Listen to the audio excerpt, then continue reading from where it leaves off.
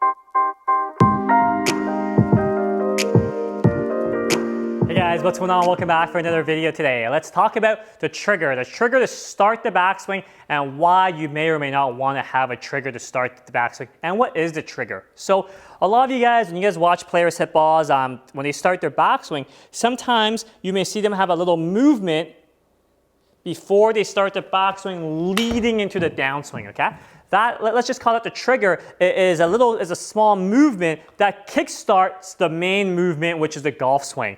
You may see this as either a kind of lateral movement where they may be stepping into the lead side to step them into the trail side as they turn to load into the trail side.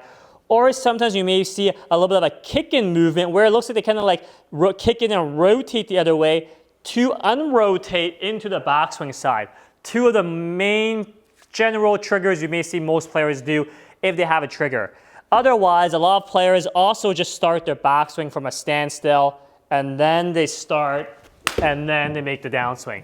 That's fine too. So why would you want to have a trigger of some sort to kickstart your backswing, okay? Why you will want that is for most players, they may feel like it's an athletic addition to the swing. The golf swing is a very athletic movement. We want to be explosive and predictable.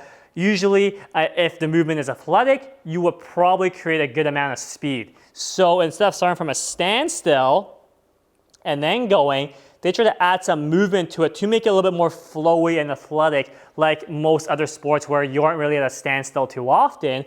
So that's why you're going to see people when they play golf either have a little bit of a kick in of the trail foot or trail leg,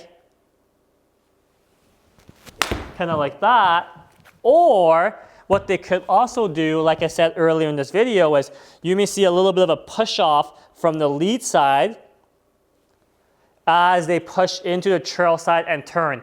Now, we don't want you to slide where the trail hip passes this imaginary line and you're not turning.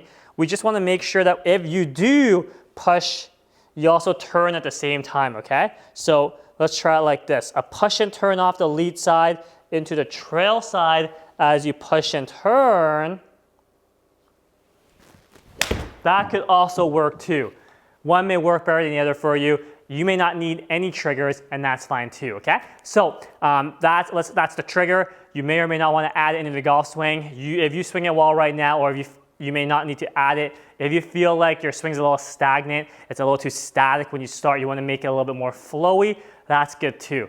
But for the most part, generally people, if you want to try to add a new move to kickstart the movement to make it more athletic, make sure your backswing and downswing is already pretty solid, it's already pretty structured, it's pretty predictable already. You don't want to be adding another variable to it without it already being pretty consistent and predictable. So hope that helps, hope that makes sense. If you're not predictable, if you don't see consistency, a trigger is probably not right for you. So hope that makes sense. Any questions, leave it in the comments below and we'll catch you guys next time. Thanks for watching, everybody.